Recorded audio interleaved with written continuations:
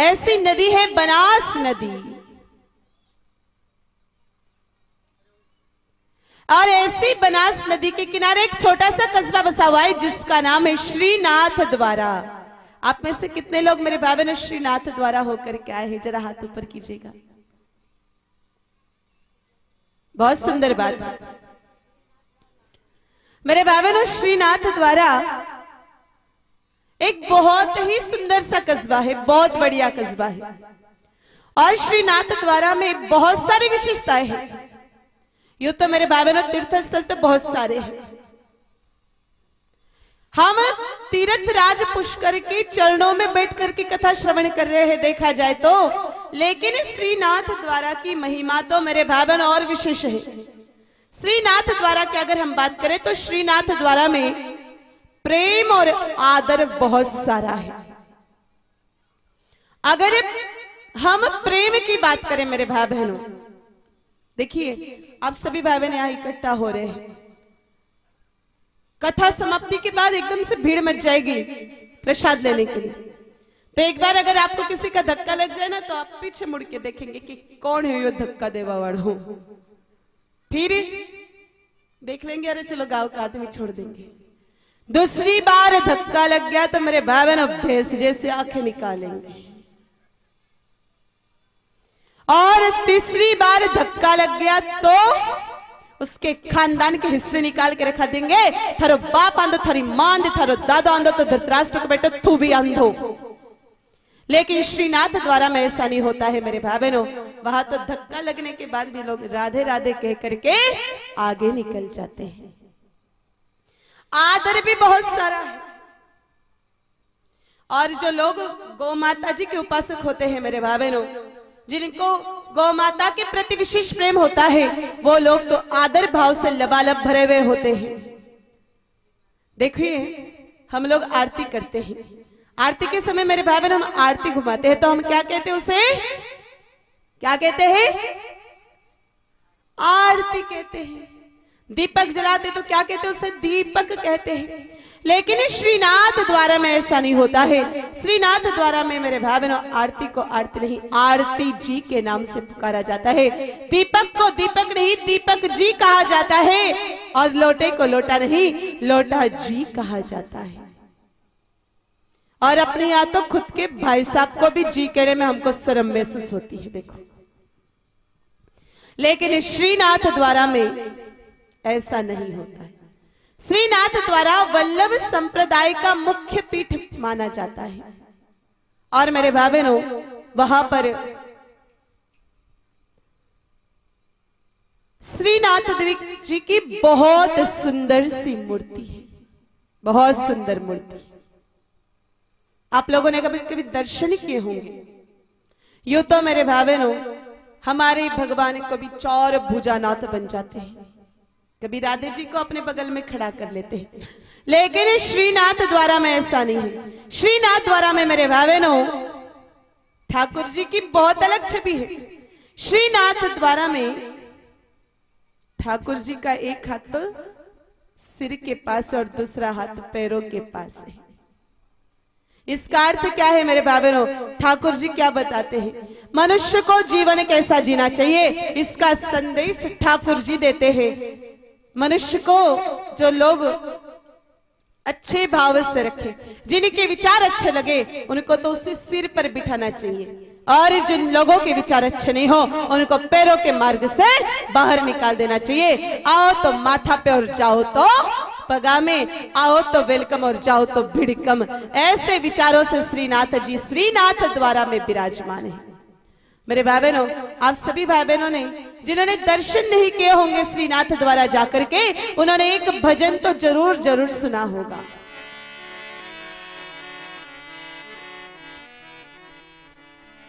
हमारा घट मां,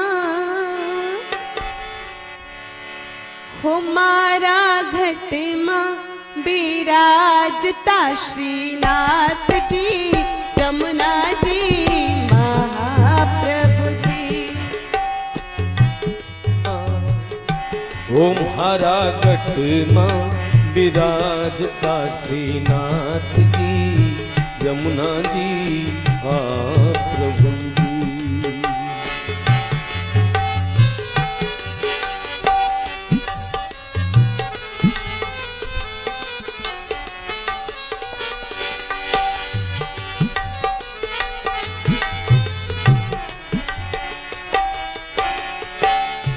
हमारा घट माँ विराजता श्रीनाथ जी, जमुना जी महाप्रभु जी। हमारा घट माँ विराजता श्रीनाथ जी, जमुना जी महाप्रभु जी। हमारो मनुड़ो छे गोकुल वृंदावन, हमारो मनडो छे गोकुल वृंदावन। हमारो मनुड़ो छे गोकुल वृंदावन, हमारो मनडो छे गोकुल वृंदावन। हमारा घरणी आंगणी श्री तुलसी रावण, हरे घरने आंगणीए श्री तुलसी रावण। हमारा प्राण जीवन, हरा प्राण जीवन। हमारा घट माँ, हरा घट माँ, हरा घट माँ विराजता श्रीनाथ जी, जमुना जी महाप्रभु जी।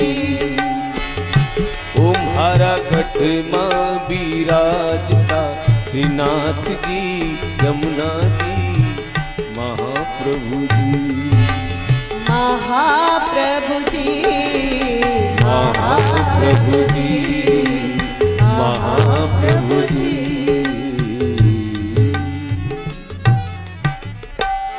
तो श्रीनाथ भगवान मेरे भाई बहनों श्रीनाथ द्वारा में बहुत ही सुंदर पद्धति से विराजमान है। और श्रीनाथ जी क्या बता रहे हैं हमको स्वयं कि मैं यहाँ पर इतने प्रेम और आदर के साथ इसलिए हूं क्योंकि मैं गौ माता जी के सानिध्य में यहाँ पर विराजमान हूं। मेरे भाई बहनों जिस प्रकार किसी महान तत्व से जुड़े बगैर किसी तत्व में महानता नहीं आती, उसी प्रकार श्रीनाथ जी भगवान हमको बता रहे हैं कि मैं अगर गौ माता जी से जुड़ा नहीं होता तो शायद मुझे श्रीनाथ द्वारा में इतना सम्मान नहीं मिल पाता। मेरे भाई बहनों आपको सुनकर के इतना आश्चर्य होगा, श्रीनाथ द्वारा में ठाकुर जी को जब भोग लगता है ना, आप भी अपने अपने ठाकुर जी को भोग तो लगाते ही होंगे, लगाते हो कि नहीं लगाते हो? कितना लगाते हो? मेरी माता बहने ठाकुर जी को जब भोग लगाती ना मेरे भाई बहनों, एक कटोरी में 4.5 मिश्री के दानों के बगैर एक दाना भी एक्स्ट्रा नहीं रखती, इतनी कंजूस सुमड़ी बन जाती है।